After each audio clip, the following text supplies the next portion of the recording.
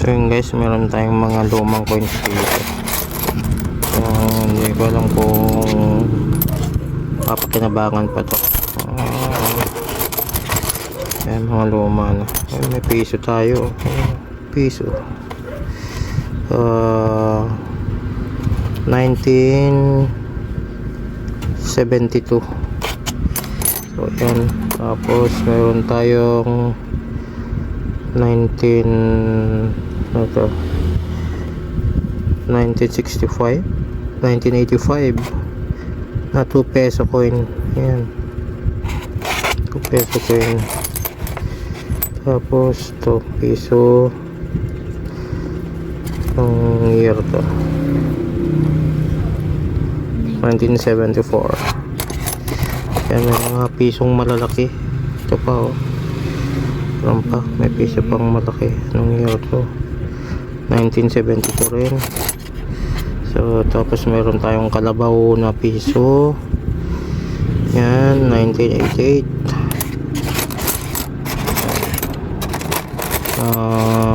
Siguro dilinisan natin to guys para pang display. Hindi ko alam kung meron dito yung mga hinahanap nilang collector's items. So may foreign currency pa tayo dito. Hindi ko alam ayan, anong pera ba yan? Yan, kung sino yung nakakaalam dyan kung anong klaseng pera ito guys, ayan, comment down below para malaman din ng iba. Ako hindi ko rin alam kung anong pera to eh. Alam ko yan. Yan. Okay. So yan guys, susubukan natin linisan yung piso. So may mga 1 peso coin kanina. Ito, try nating linisan to. Meron 3 yata ito. So tingnan natin kung ilan na to. Yan, linisan natin. So try natin. Yan.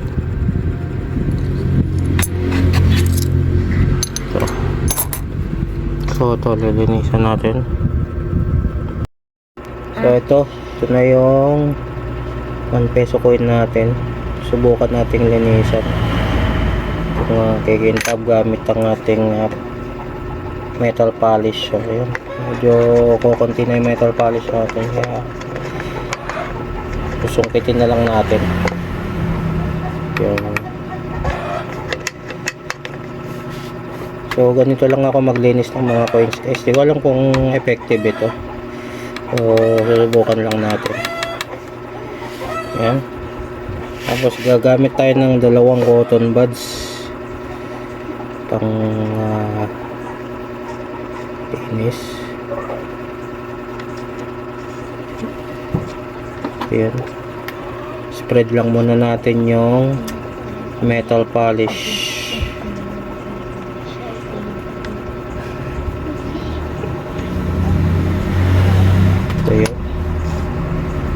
Spread lang muna natin yung metal polish.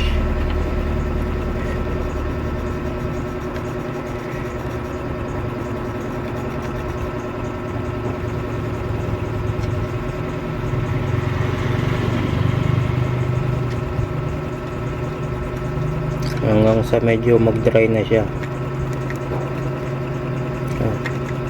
Ayun o, medyo kumikintab na. Medyo pa lang naman. So yan lang.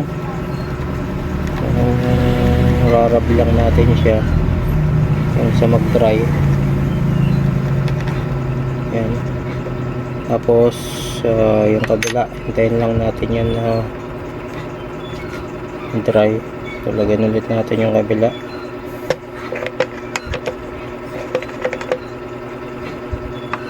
Yan.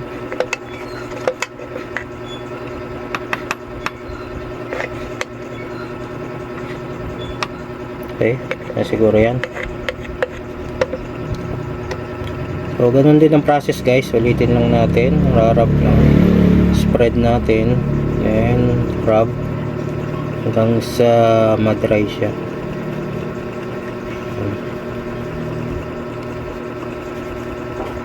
Hindi ko alam kung effective ito. Ginagamit ko itong pangpakintab ng mga metal parts ng motor ko, so sana effective din dito sa coins.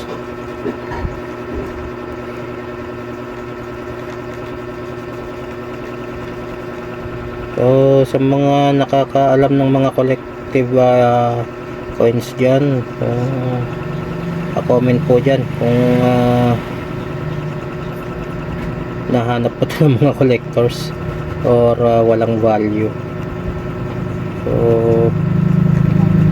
okay lang naman kahit wala siyang value, pang display. Ayan, may kintabing ko lang siya para maging pang display. So display ko dyan sa dingding. Ayan, so, medyo nakikita ko na kumikintab siya. Malapot na siya guys pag ayun, pag nagdadrive.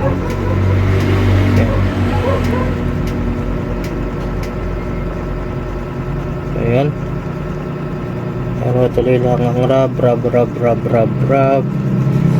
Ayan, okay na.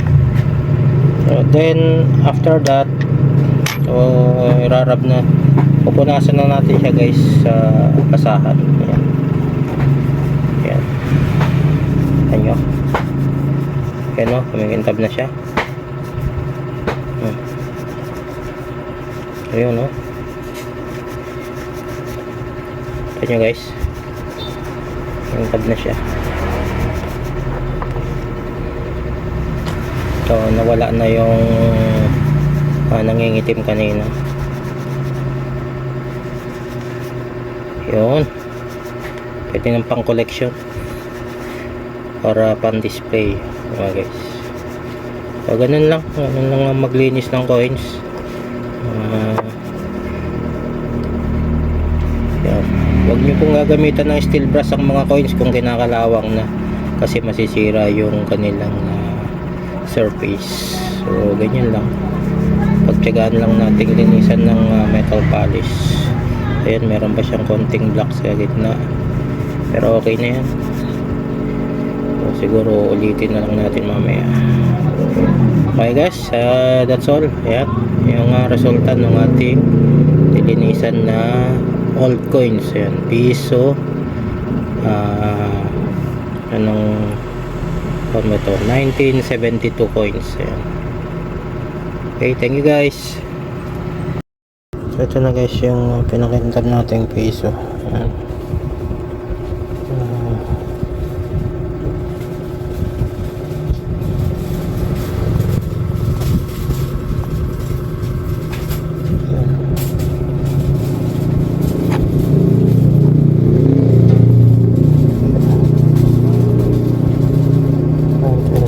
Dito.